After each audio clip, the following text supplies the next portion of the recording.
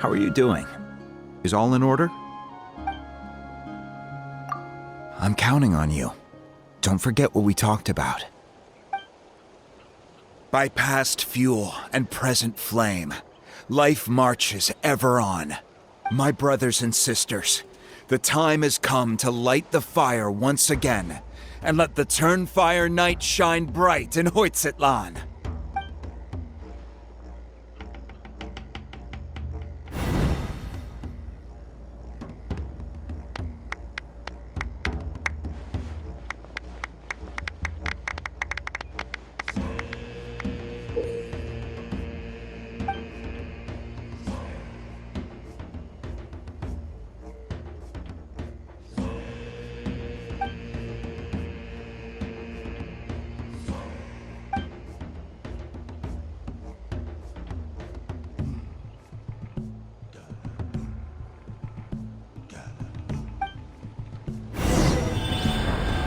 Go get the sacred flame.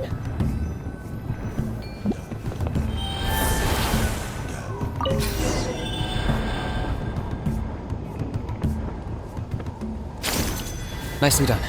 Off to a good start.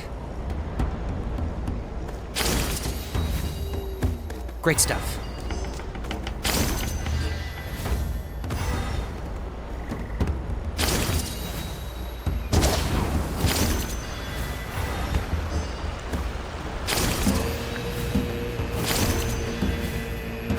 You're over halfway. Keep it up.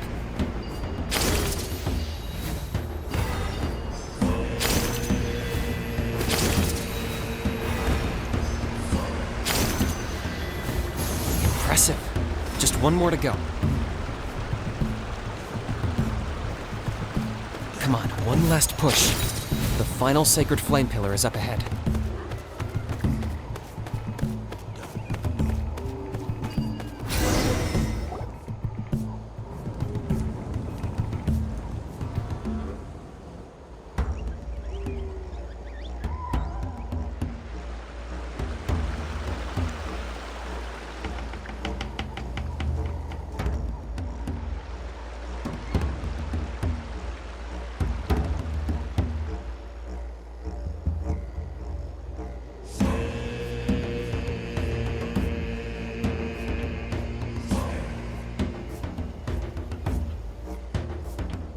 Great! All the pillars are alight. Next, it's down into the canyon and head for the Mountain King's cave.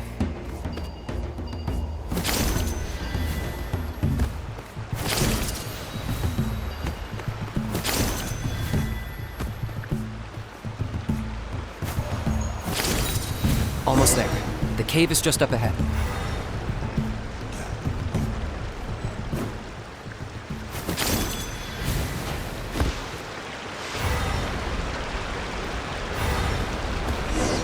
The Abyss presence is growing strong.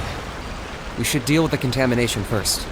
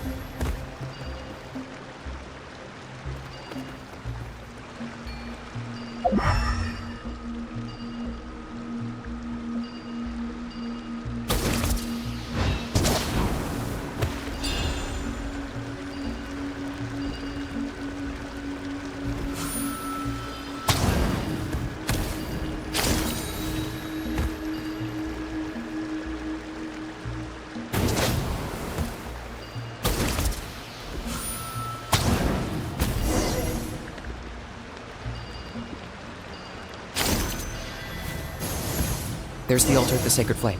Remember, light up the torches around it first.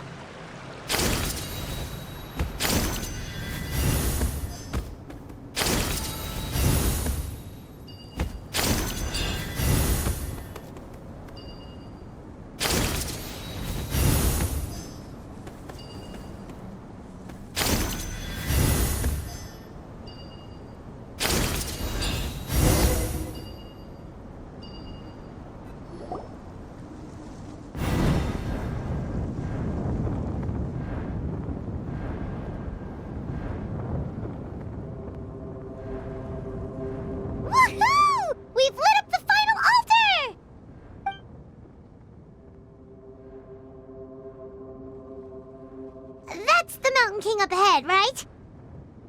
That's him. Kangamato, king of the Yumkasaurs from 500 years ago. He's very powerful. Paimon can tell. He is huge. Let's tread carefully. We don't want to wake him up. You've made it at last. You did even better than I expected. Traveler, now comes the final and most important step of the ceremony. Please use the power of the sacred flame to cleanse the Mountain King of abyssal filth. There's no need this time.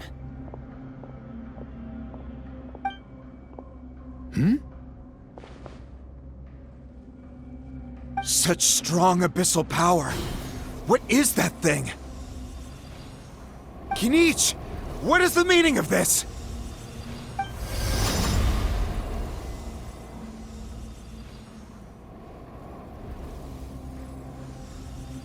Is that a beastly rift?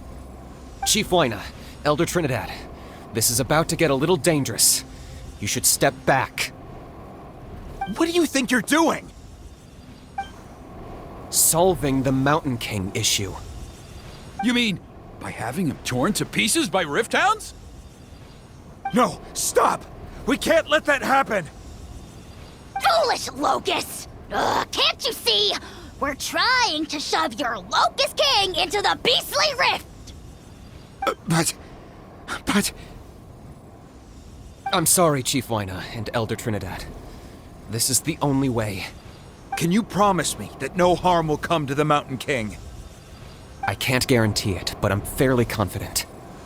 Traveler, this is not what we agreed on. You must cleanse the Mountain King of every last trace of abyssal contamination. Okay, I see what this is. You've been in cahoots this whole time!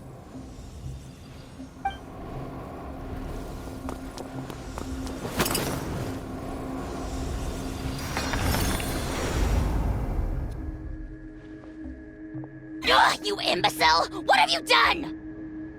Oh no! The device is destroyed! You forced my hand. I had no choice. Elder Trinidad! What are you doing?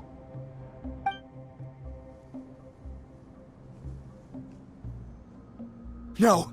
The Mountain King is waking up! He will cause even more casualties! Everyone, out! Now!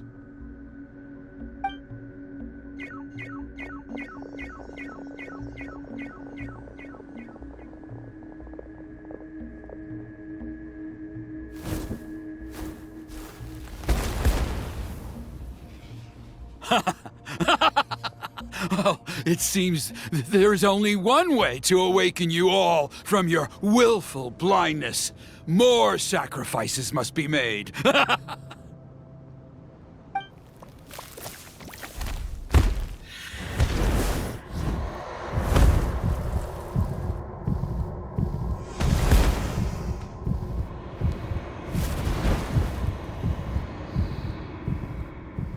Take me, O Mountain King! Take me as your next sacrifice!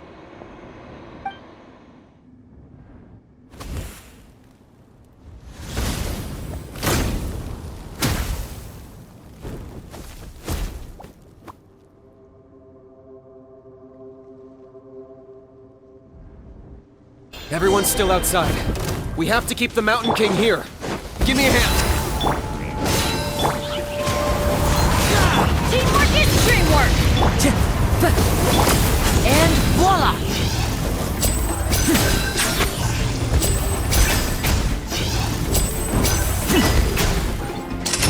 Watch out for the fruits he's spitting out. We can use those against him.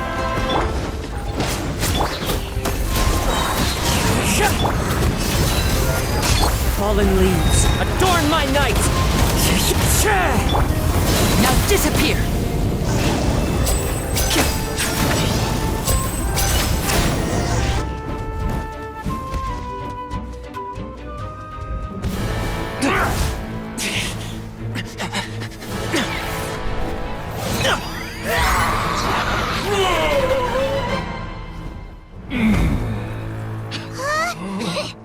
What do? We can't open the rift!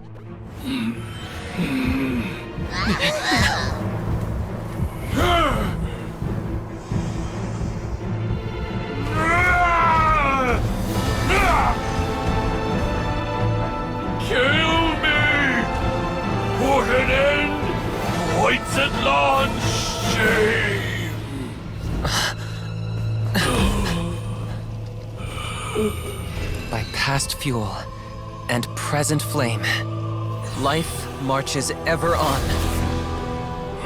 Oh, Burkina, I must atone.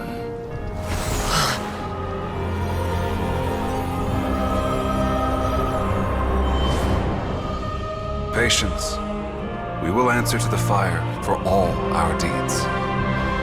Even if one day I fall behind, never look back.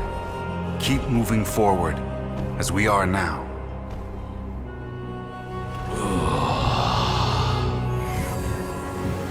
Live with your guilt and shame. This is the price to pay.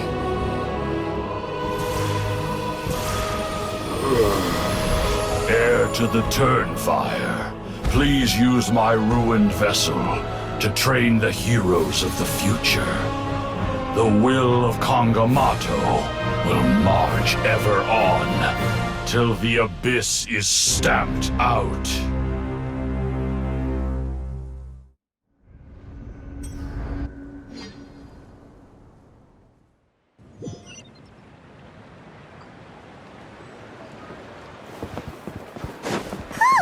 Pretty eventful day yesterday, huh?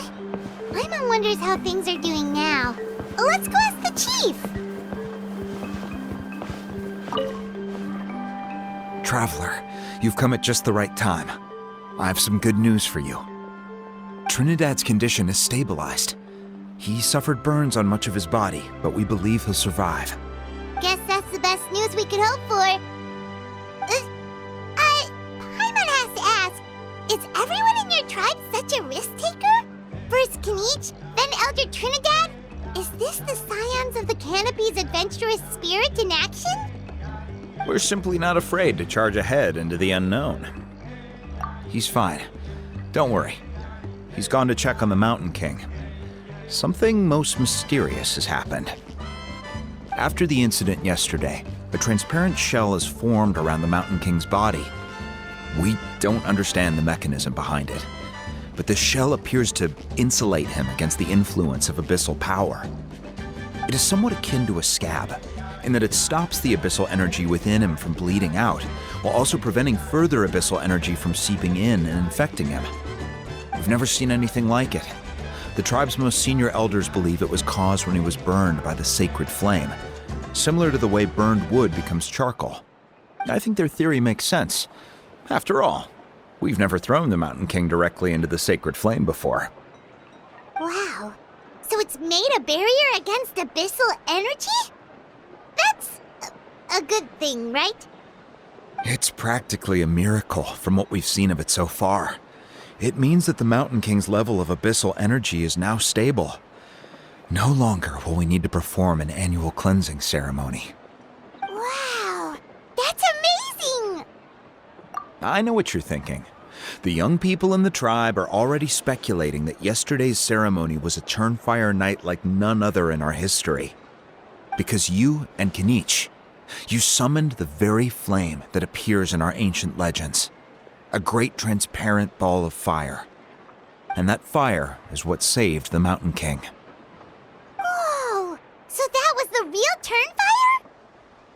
Turnfire? I may be the chief of this tribe, but I've only ever known the Turnfire as a concept in our legends. I cannot answer that question. If anyone can answer it, I suspect it would be the bearer of the Malipo name. He is in the Mountain King's cave as we speak. Ah, so Kinich then. Why don't we go see how he's doing? Hey, Kinich!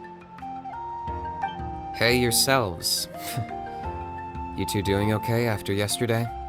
We were gonna ask you the same question. You scared Paimon half to death when you rushed into the fire! Sorry, I couldn't just stand and watch the Mountain King get burned alive. So you thought you'd try and extinguish the sacred flame with Dendro? Or is that an attempt to make the almighty Dragon Lord Kahulahow die of laughter? The sacred flame only possesses a fraction of the Pyro Archon's power. It's not as if I was fighting the Pyro Archon herself. Kinich, when you went into the flames, were you intending to, Intending to what? to do the same thing as Burkina? Sacrifice myself? Of course not. My focus was on keeping the Mountain King alive, not on what it would cost. But now I'm curious. What made you think I was going to sacrifice myself? Well, because everyone's saying the Turnfire is what saved the king last night. And Ponche's theory was that summoning the Turnfire is a tit-for-tat exchange, right? So, Paimon thought you decided to pay for it with your life. So you've heard that rumor too. I'm afraid I can't say for sure. What happened yesterday was a first for me too. Well, even if you don't know, there's probably no one in the world who does. What I would say is, if that really was the power of the Turnfire, I'd sooner believe that the Mountain King summoned it himself. The Mountain King? Then, what price did he pay? The core meaning of price is not atonement or compensation, but what you're willing to give up in order to obtain what you want. It's easy to die for your sins. Much harder to live with the guilt and keep on going. In the end, the Mountain King chose the latter option. For Burkina and for the tribe. That's the price he paid. Alright, so how is the Mountain King doing now? Health-wise, there's nothing to worry about. He'll enter a fighting stance whenever we set foot in his territory. But his attacks are gentler now and not as crazed as before.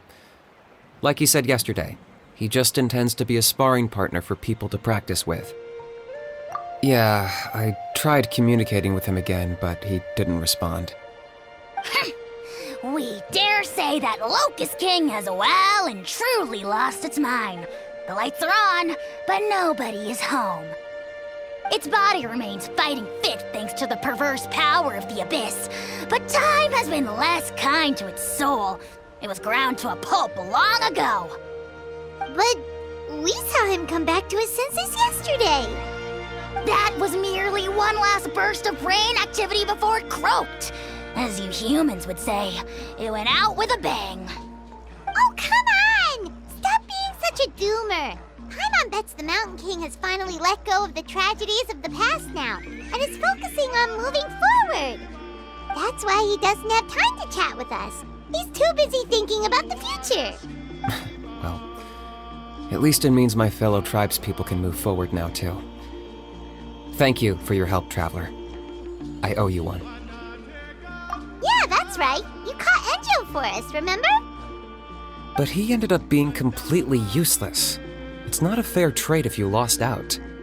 That's on him. It's not your fault he's useless. Besides, we're friends now. You don't owe us anything. Friends? But your friendship is an even more valuable gift.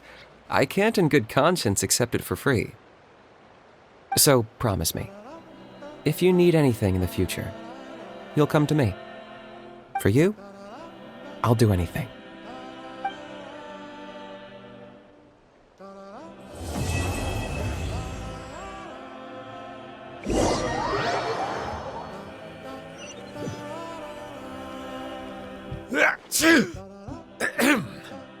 So, in the end, only poor little Huni got the sad ending? Yeah, everyone's happy except me. First Nana, then my dad. Why does everyone in my family have to suffer? Huni, it'll be okay. Your dad will get better soon. Toba, you're my friend, so I shouldn't say this to your face. But it was all the Mountain King's fault. Huh? Now hold your horses, kiddo. If you promise not to fight, Uncle Sanka will tell you a story. Okay, before you roll your eyes out of your skull, I promise you can trust me. I almost got my eyebrows burned off by the Turnfire after last time. That's why I came back, to make it up to you. All right, I'll just get to the point. Do you know what Uncle Sanka loves the most about your people? What? Your extreme sports. Huh? On my first day here, I got hit by someone falling out of the sky. I believe you call it bungee jumping? It's a dangerous sport, to be sure, but the courage it took to make the jump impressed the heck out of me. So, I introduced myself to the jumper, we made friends, and I even helped treat her wounds. Oh, such a nice friend. Of course. Anyway, the good times didn't last, because I got captured by a powerful foe, so we had to part ways for a while. In the hands of the enemy, I was scorned, scolded, and nearly given away as a gift. Oh, it was so humiliating. A horrible experience to look back on. Why does Uncle Sanka always have to suffer, I thought. So I feel your pain, Huni. I was in the same position. But in the end, I made it through, and I left all of those painful memories in the past. I even managed to reunite with my friend. Is that it? The moral of the story is to look forward in life, right? Yeah, we've heard that one millions of times. Sorry, Uncle Sanka, but you're not cut out to be a teacher. Very smart, Huni, but not quite smart enough. What I'm trying to tell you is that after I reunited with my friend, I found her injuries were all healed, but she really missed her family. So, I thought you might like to see her too. She's right behind you. Turn around and see. Another trick about not turning back? I'm not falling for that one again.